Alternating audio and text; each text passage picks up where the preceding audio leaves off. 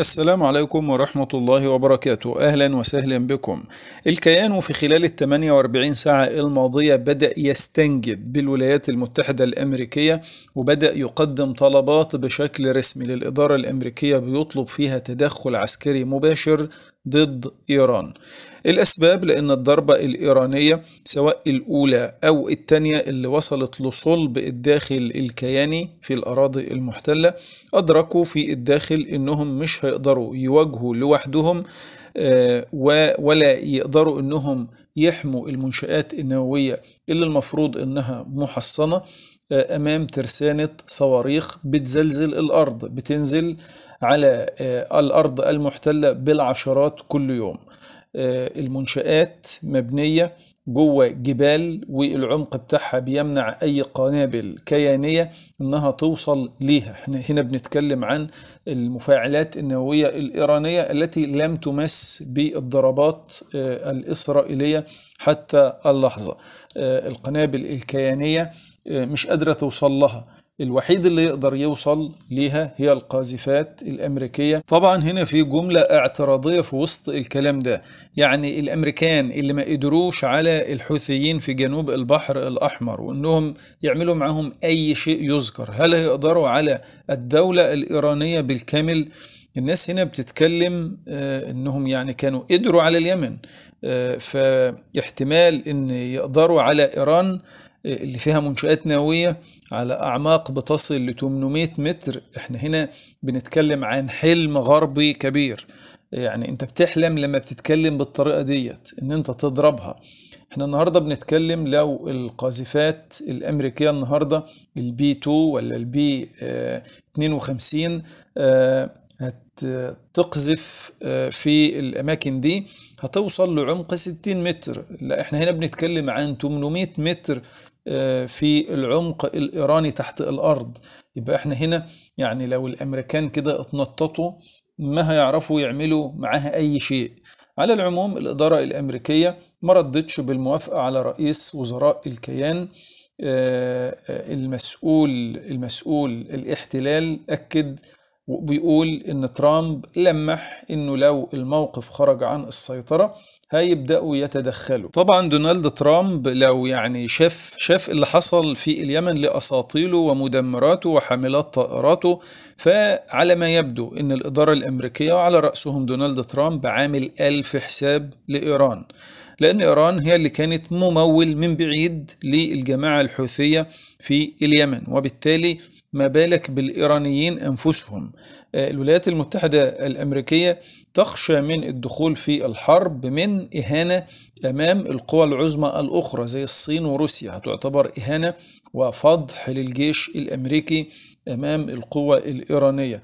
النهاردة اليمن يعني لو قارناها بقوة إيران أكيد أقل بكتير. طيب اليمن خلت الأمريكان ينسحبوا من أمام سواحلهم، فما بالك بإيران؟ هل النهاردة الجيش الأمريكي مستعد أنه يدخل في حرب خسرانة مع إيران؟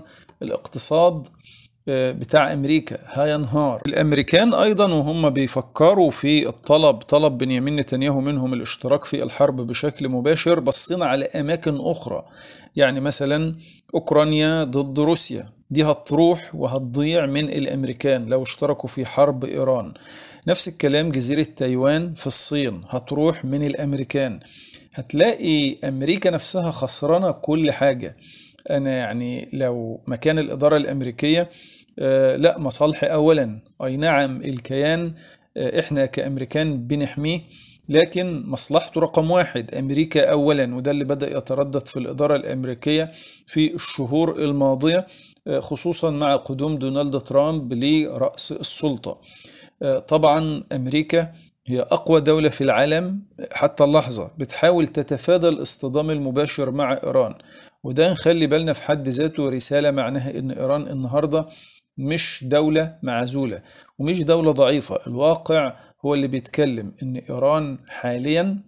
إيران حاليا بالمنظر ده بتفرض معادلتها، والكل حاليا بيحسب حساب الرد بتاعها، يعني الكل مرعوب من النووي الإيراني ده بشكل فعلي، واترجم على الأرض بالضربات من الكيان تجاههم، وبالتالي الكل بيراجع نفسه في العالم في نظرته لإيران وبعد اللي عملته والبهدلة اللي بهدلت بيها سكان الكيان حتى اللحظة اللي احنا بنتكلم فيها دي. بالحرف الواحد كده، إيران مش بس بتملك برنامج نووي، دي عندها مصنع صواريخ شغال إنتاج شهري، أرقام تعتبر مرعبة. في اعتراف إن إيران بتنتج حاليا 300 صاروخ باليستي في الشهر، يعني عندها أكتر من 200 ألف صاروخ في حوالي ال6 سنوات الماضية. كل واحد فيهم يقدر يشيل راس حربي يوصل ل2 طن من المتفجرات. رئيس الوزراء بنيامين نتنياهو وصف الصاروخ الإيراني بأنه صاروخ مرعب. القبة الحديدية نفسها ما بقتش مستحملة إن إيران تضربها كل يوم بحوالي 200 صاروخ مرة واحدة برشقة واحدة صاروخية. المنظومة بتنهار، وبدل ما الكيان يرد بهجوم بدأ يستنجد، بيحاول يجيب دعم وبيفكر يوسع الحرب، علشان هو شايف ان اللي جاي في مشكلة كبيرة جدا بالنسبة له بعد ما شاف رد الفعل الإيراني على الضربات اللي طالت الأراضي الإيرانية. المعادلة بتتغير بنسبة 100% في الشهور والسنوات القادمة. في اعترافات من داخل جيش الكيان ان الهجوم الإيراني الأخير أظهر صاروخ جديد لأول مرة اسمه شاهد. الاسم لوحده كفيل انه يهز مش الكيان فقط، انما يهز الولايات المتحدة الامريكية نفسها. الصاروخ ده بيشتغل بوقود صلب، يعني ما بيتحطش عليه وقود وقت الاطلاق، يعني بيطلع من المخبأ وبيضرب على طول، فبالتالي محدش بيقدر يرصده، مفيش وقت. يعني بيطلع كده من العدم، فجأة تلاقي الصاروخ واقف. بعد كده الأخطر المدى بتاعه بيوصل ل1000 ميل، يعني 1600 كيلو متر. يعني إيه؟ يعني يقدر يضرب أي نقطة جوه الكيان، وكمان يوصل لقواعد أمريكية في المنطقة بكل سهولة. الراس الحربي للصاروخ يوصل إنه يشيل 2 طن من المتفجرات، يعني زي ما أحد الخبراء العسكريين قال عليه ده مش صاروخ، ده شاحنة متفجرات طايرة. واللي كشفوا صحيفة تعتبر متخصصة في الشأن الحربي، اكتشفت المعلومات الجبارة دي اللي بتعني ان فعلا الكيان يجب ان يرتعد ويخاف مما هو قادم، ويستنجد بسرعة بالولايات المتحدة الامريكية كي تنجده مما دخل فيه بنفسه. اصبح في وحل ايراني كبير، والامريكان بطبيعة الحال خايفين هم كمان انهم يدخلوا في نفس هذا الوحل، وبالتالي الكل بينتظر لما هو قادم. لسه معانا اخبار مدوية وخطيرة جدا في باقي تفاصيل الفيديو، لكن قبل ما نكمل ياريت تشير الفيديو في كل مواقع التواصل وتدعم الفيديو باللايك والاشتراك. الدنيا في لحظة ولعت، المنطقة أصبحت على صفيح ساخن، أو بعبارة أدق صفيح مولع وبيغلي. سماء المنطقة العربية أو الشرق الأوسط أصبح ليلها كالنهار تماما بسبب الصواريخ والمسيرات التي لا تهدأ تماما. أصوات الانفجارات لا تنقطع، توقف لحركة الطيران في أكثر من 7 دول في الشرق الأوسط. المرة دي الضربة مش عادية، تقريبا كده إيران تم إهانتها، ووصل الاحتلال للاستفزاز الأكبر، وبالتالي الرد المتوقع هيكون انفجار المنطقة بالكامل. كل الخبراء العسكريين الغربيين نفسهم أكدوا بالنص إن إيران مش ممكن تعدي الضربة اللي حصلت حتى ولو بعد وقت. توقعوا رد فعل واسع النطاق، انفجار كامل للمنطقة بالكامل، ممكن يبدأ من اليمن ويكمل في جنوب لبنان ويتفجر في الخليج. المشهد أصبح مرعب.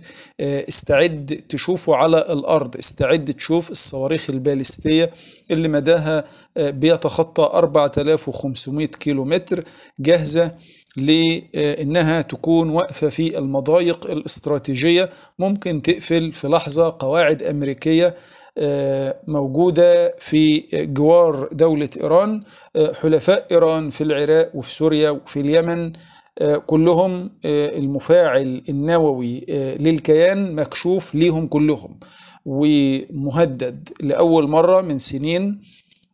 ده بيحصل إن كل ده بيتجمع على الاحتلال وعلى الكيان. الأخطر إن الضربة اللي جاية ممكن ما تبقاش رد على الضربة اللي حصلت وتم إهانة إيران بيها، ممكن تبقى بداية حرب حقيقية. في اللحظة اللي الكيان قرر فيها إنه ينفذ عملية نوعية ضد شخصيات أمنية أو شخصيات من علماء مرتبطين بالمشروع النووي الإيراني، كان السؤال الأهم مش مين انضرب لكن مين سمح بالضربة.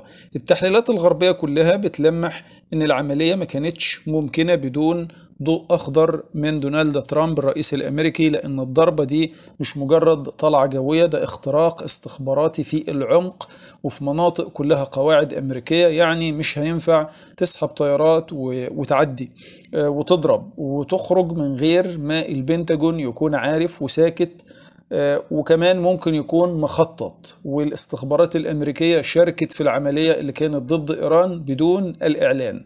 المفاجأة أمريكا ما أعلنتش أي مسؤولية ليها، لكنها سابت الاحتلال ياخد اللقطة الكبيرة في وقت ترامب بيضغط على طهران في مفاوضات تعتبر خطيرة جدا بتتم في مسقط. يعني الضربة دي كانت رسالة مزدوجة من الكيان لطهران: احنا نقدر نوصل للعلماء النوويين في عمق الأراضي الإيرانية في أي وقت، ومن الولايات المتحدة الأمريكية في نفس التوقيت لإيران إنه انتوا لسه احنا ماسكين مفاتيح اللعبة. السؤال اللي طارح نفسه حاليا والسؤال الأخطر: هل كانت أمريكا بتشارك فعليا ولا كانت بتدير الضربة من وراء الكواليس أو كانت بتخطط للضربة؟ ده اللي هيفتح باب لنقاش أعلى وأعمق اللي جاي، لأن الضربة دي مش عادية.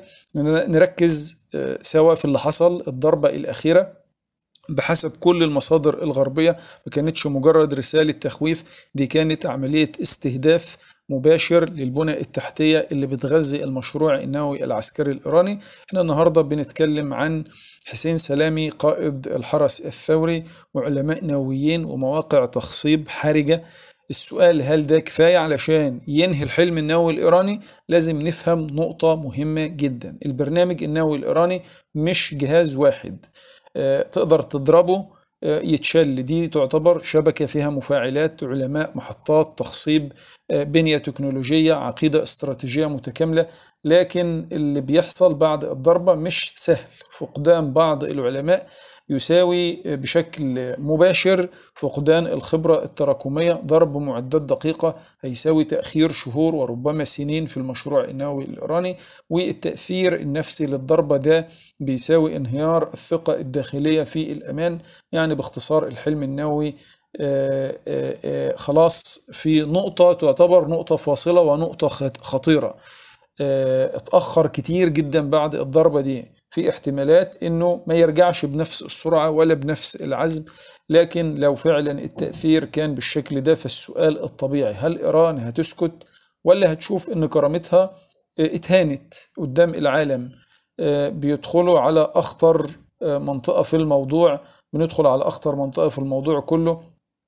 القصة ماشية ازاي؟ إيران حاليا واقفة قدام مفترق طرق: هل هترد وتحفظ كرامتها وتمنع أي ضربات في المستقبل توجه لها بكل هذه السهولة وتدخل في مواجهة مباشرة مع الكيان، ولا تمتص الضربة وتكمل مفاوضاتها مع الأمريكان؟ القيادة الإيرانية عندها تاريخ طويل من في الصبر الاستراتيجي، لكن في عنصرين بيهددوا اللعبة: الكرامة العسكرية، لأن الضربة النهاردة استهدفت قادة كبار في الحرس الثوري، يعني مش أي حد. تاني حاجة، الرأي العام الداخلي الشعب الإيراني مش سهل، وخصوصا وقت التوتر. مفيش حاكم في إيران يقدر يجعل الصمت مستمرا. ولو حسبنا النهاردة الدنيا بالعقل، إيران مش هتقدر تتجاهل، لكن مش هتقدر تتهور في نفس التوقيت. يعني الرد لازم يجي، بس إمتى والكيفية هتحصل بأي شكل وفين؟ هيبقى رد تقليدي بالصواريخ، ولا من خلال أذرع إيران في المنطقة، ولا مثلا عملية استخباراتية على طريقة نرد بنفس السلاح؟ المعادلة تعتبر معقدة، لكن السؤال اللي هيحدد كل حاجة هو الإيرانيين هيكون حاسبين ما سيحدث؟ الرد ده يعني هيكون محسوب ولا مفتوح على كل الاحتمالات، وده اللي هيفك شفرته فورا.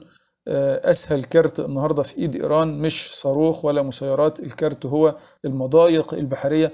إيران عندها القدرة ولو بشكل غير مباشر إنها تقفل البحر الأحمر من عند باب المندب عن طريق اليمن، وتقفل الخليج من عند مضيق هرمز بنفسها المرة دي، وده يعتبر مش تهديد، ده فارغ. ده معناه 30% من تجارة العالم هتتعطل، 45% من نفط الخليج هيقف، أسعار الطاقة هتولع، أسعار الشحن والتأمين هترتفع بجنون، سلاسل الإمداد هتنهار، الدنيا هتهتز من الصين لأمريكا. إيران تقدر تقول لأمريكا لو أنا اتوجعت أنت كمان هتدفعي الثمن، مش الكيان وفقط. ده مش رد عسكري مباشر، ده رد اقتصادي استراتيجي يخلي الغرب كله يتألم من غير ما تطلق إيران رصاصة واحدة.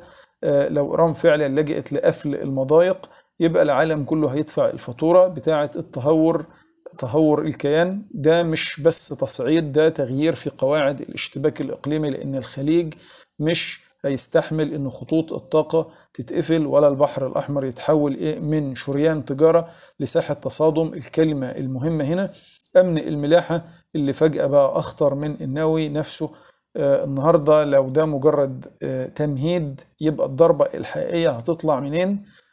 غالبا، وده اللي يعني هنذكره بالتفصيل، الأخطر جاي شيء خطير جدا من إيران. إيران مش محتاجة تضرب بنفسها، لأن إيران عندها شبكة كاملة من الحلفاء في كل زاوية في المنطقة، منطقة الشرق الأوسط. السيناريو الأقرب إن الرد بيجي من 4 جبهات في نفس الوقت. الحزب اللبناني في جنوب لبنان لسه على فكرة يعني محتفظ بسلاحه، ولو طلع كام صاروخ على عاصمة الكيان تبقى اللعبة ابتدت. اليمن عندهم الصواريخ طويلة المدى، وقبل كده جربوها وضربوا عمق الكيان، يعني مش صعب انهم يكرروا الرد، خصوصا لو اتقال ان الرد نيابة عن الحشد الإيراني أو الدولة الإيرانية.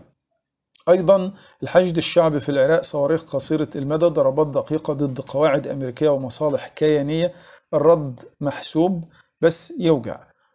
في الأراضي المحتلة أيضا المقاومة كارت يعتبر حساس جدا. لو النهاردة المقاومة دخلت اللعبة فده معناه أن كل حدود الكيان هتشتعل. الهدنة الحالية تنتهي رسميا، ده غير الميليشيا اللي موجودة في سوريا واللي ممكن فجأة ترمي كام صاروخ وتختفي.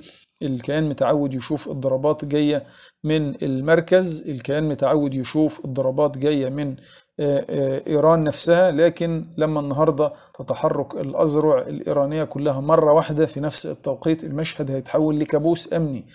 الرد ده غير مباشر، والرد الغير مباشر دايما أصعب في الرد عليه، لأنه بيفتح ساحة حرب محدش عارف نهايتها إيه. ساحة حرب مظلمة رمادية اللون سوداء، لحد عارف مين بيضرب ولا مين لازم يتحاسب. وبالتالي الوكلاء مش مجرد أدوات ضغط، هم قوة ردع كاملة بتخلي الكيان والأمريكان يعيدوا الحسابات الدقيقة. بس يعني هل إيران هتكتفي بكده ولا عندها ضربة مباشرة بتخبيها للحظة المناسبة؟ وده يعني دي هتكون المشكلة الأكبر، المشكلة السوداء الكارثية للكيان في الداخل. الضربة حصلت خلاص، والمفاوضات كانت على وشك إنها تبدأ في عمان في مسقط. يعني احنا النهاردة بنتكلم عن تزامن مريب بين الجلسة السرية ما بين أمريكا وإيران. هل الضربة دي كانت مقصودة علشان تنسف المفاوضات من الكيان، ولا علشان تحسن الشروط وكده تكون الضربة بإعداد دقيق من الأمريكان نفسهم، ولا علشان تحسن الشروط؟ احنا هنا قدامنا 3 سيناريوهات. السيناريو الأول ممكن نسميه المستحيل، إن إيران تتصرف بعقل وحكمة وتعدي الضربة وتكمل التفاوض، بس ده طبعا احتمال بنسميه مستحيل. السيناريو الثاني ان ايران تعلن قطع المفاوضات بالكامل وتتهم امريكا انها شريكة في التصعيد، بس ده برضه مش منطقي لان ايران محتاجة ترفع العقوبات عن نفسها.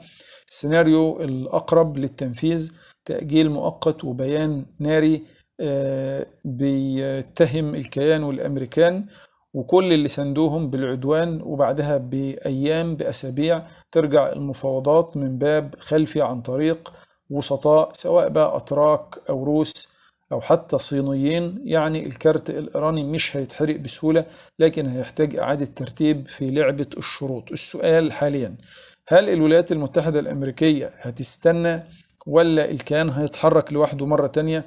هل هي دي نقطة الرد الحقيقي بتتحضر تحت الطاولة، لكن فوقها في نار مولعة منطقة الشرق الأوسط بالكامل، نار جاية. وده غالبا يعني لو إيران قررت إنها ترد بنفسها يبقى إحنا هنا النهاردة داخلين على فصل جديد من النار. أكتر الأماكن اللي ممكن تستهدفها طهران بشكل مباشر مطار بن غوريون، قلب الطيران المدني، وجهة الكيان الأولى الجوية.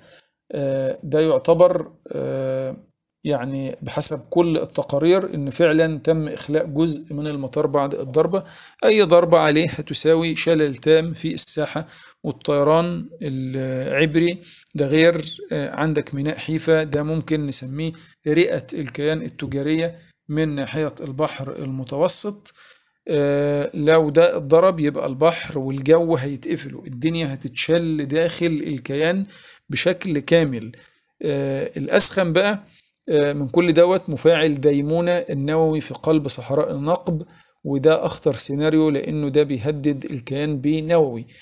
حتى لو الضربة ما كانتش فعلية، برضو قواعد أمريكية في العراق في سوريا المسافة قريبة جدا، المسيرات الإيرانية جاهزة، الرسالة واضحة، انت شريك في الضربة. احنا هنا بنتكلم على ترامب، يبقى تدفع الثمن. اكيد النهاردة الايرانيين شايفين ان الامريكان شركاء في الموضوع، لكن السؤال الاخطر مش في الضرب، السؤال في النتيجة. لو ايران ضربت هدف استراتيجي بجد، هل امريكا هتتفرج ولا هتتدخل بنفسها زي ما شفنا قبل كده حاملات الطائرات تهب لنجدة الكيان وتأتي لسواحل البحر المتوسط لتنقذ ما قد تسفر إليه الأمور عند الكيان؟ ولو أمريكا دخلت يبقى الإقليم كله دخل النار من أوسع أبوابها، اللي جاي كارثة. اللي يعرف النظام الإيراني يعرف إن هم مش بيردوا بسرعة، لكن بيردوا بذكاء وبصبر استراتيجي، وبينسوا الشعب الإيراني ما حدث. إيران حاليا بتتوجع فعلا، بس مش قادرة ترد بطريقة تخسرها كل حاجة في ضربة واحدة.